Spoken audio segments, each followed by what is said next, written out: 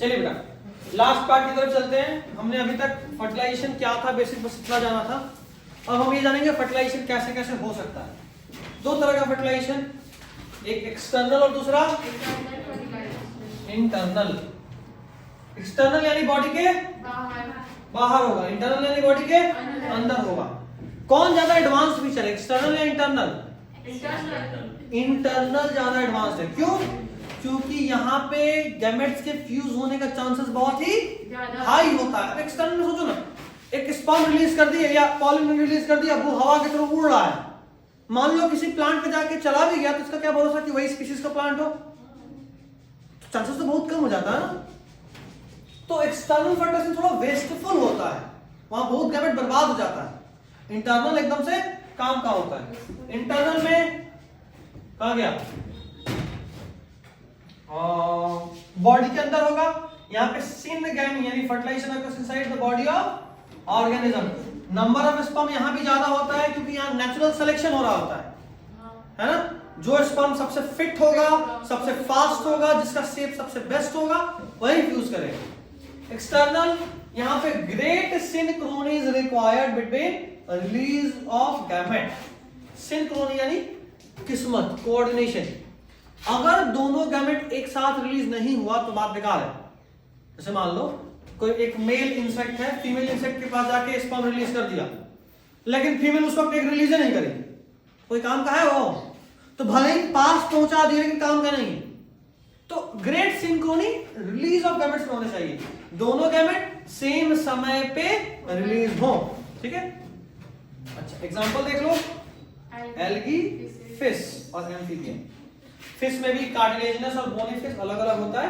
Bony fish में external होता है। कैसा फिश? तो मछली खाए?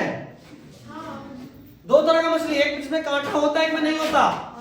जिसमें कांटा होता है उसमें बोन्स है, हड्डी, बोनी फिश, और जिसमें कांटा नहीं होता वो कार्टिलेजिनस फिश।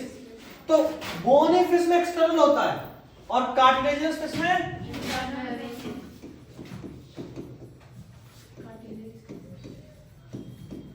कार्टिलेजिनस फिश में जो हड्डी है यानी जो स्केलेटन है वो किसका बना है?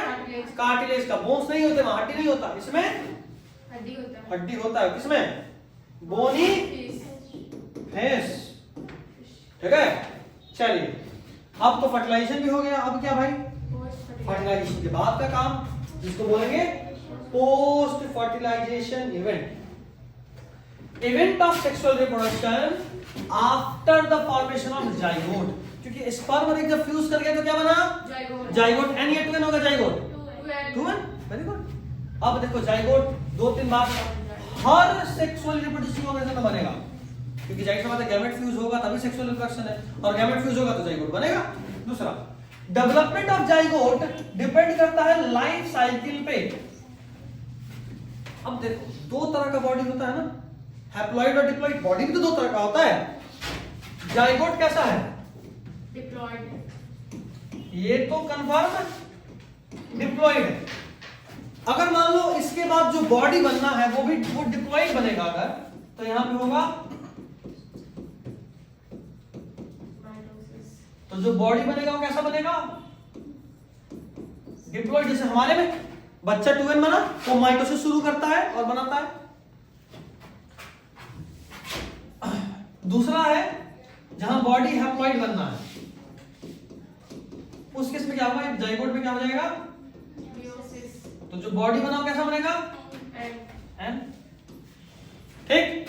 अब ये हैप्लॉइड बॉडी किसमें होता है? तो जैसे एल्गी सब होगा ना, बहुत सारे एल्गी का बॉडी ही हैप्लॉइड होता है।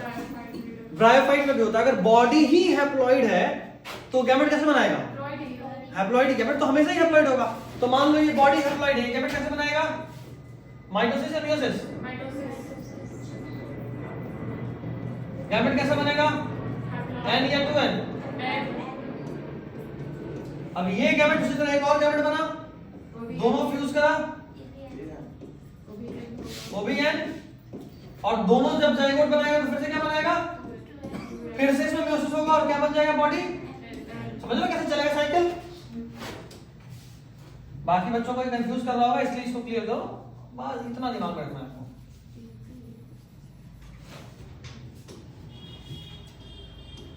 जाइगोट हमेशा 2n बनेगा। अगर बॉडी उसके बाद हैप्लॉइड बनना है तो उसमें मियोसिस होकर वो हैप्लॉइड बॉडी बना देगा। अगर बॉडी डिप्लॉइड बनना है तो माइटोसिस होकर डिप्लॉइड बॉडी बनाएगा। कोई दिक्कत इसमें?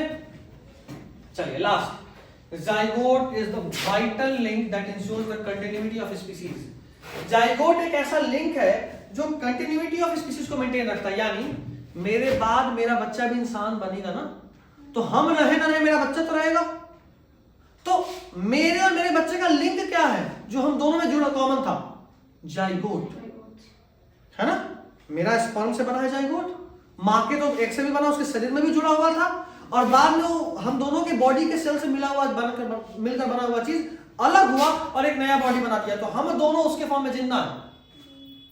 हमारा स्पर्म और किसी फीमेल का एग दोनों उस जाइगोट के फॉर्म में जिंदा है। हम सब किसी के स्पर्म और एग के प्रोडक्ट हैं, तो उन सब का सेल, उन दोनों का सेल हमारे अंदर जिंदा है। That is what is called vital link, जो कि इंश्योर करता है continuity of species between one generation to the next generation. कोई दिक्कत? चलिए नेक्स्ट इज एम्ब्रायोजेनेसिस। जाइगोट बन गया, अब वो जाइगोट और डेवलप करेगा और बनाएगा एम्ब्रायो। क्या बनाएगा? एम्ब्रायो। बनाते हैं एम्ब्रायो। एम्ब्रायो का बात करें, embryogenesis is the process development of embryo from zygote. Embryo कैसे बनेगा? तो पहले जो मेरा जाइगोट है उनमें सेल का नंबर बढ़ेगा, सेल डिफरेंशिएट करेगा, स्पेशलाइज करेगा और सेल का नंबर इंक्रीज होगा। तो पहले सेल का नंबर इंक्रीज हुआ और फिर सेल स्पेशलाइज करा। जाइगोट में सब एक तरह के सेल थे, बाद में कोई रेस्पिरेटरी बन गया, कोई रिप्रोडक्टिव बन गया, कोई स्केलेटन बन गया, कोई मस्कुलर बन गया, तो सेल स्पेशलाइज करे ना, तो सेल का नंबर बढ़ा फिर सेल स्पेशलाइज करे। डिफरेंशिएशन का मतलब होता है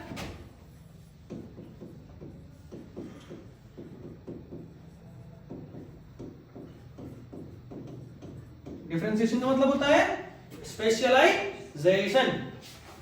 नाउ एम्ब्रायोजेनेसिस में फ्लावरिंग करके बात करें, जाइगोट पहले एम्ब्रायो में कन्वर्ट होगा, एम्ब्रायो के बाद ओव्यूल। अच्छा, एक बार जब फर्टिलाइजेशन हो गया ना प्लांट में, तो जो जाइगोट बना था N+N, पॉलन ग्रेन और एग मिलके वो बनेगा एम्ब्रायो।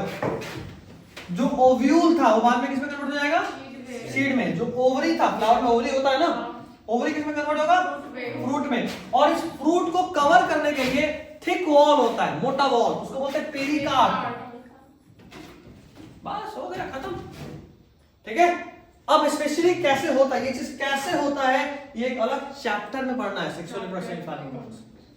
अच्छा, अब आखिरी पार्ट, मेजर डिसएडवांटेज है एक्सटर्नल फर्टिलाइजेशन का। ऑफस्प्रिंग एक्सटर्नली बने ना तो बहुत ही वल्नरेबल है, कोई भी उनको मार खा सकता है। हमारे केस में ऑफस्प्रिंग बॉडी के अंदर बन रहा है, तो बच्चा ठीक ठाक डेवलप होने के बाद तैयार होता है। एक और बात यहाँ पे जानना जरूरी है, एनसीईआरटी में एक डायग्राम है, लास्ट डायग्राम इम्प्लांटेशन का, एकदम लास्ट डायग्राम मिला। ये डायग्राम बहुत ही अधिक इंपॉर्टेंट है, नीट पॉइंट ऑफ व्यू से भी और बोर्ड पॉइंट ऑफ व्यू से। मार्क करने देता है कि जरा बताइए सीड क्या है, पेरिकार्प क्या है। ठीक है? And this is all for this chapter. Next will begin with sexual reproduction in flowering plants. That's it. चलिए, थैंक यू।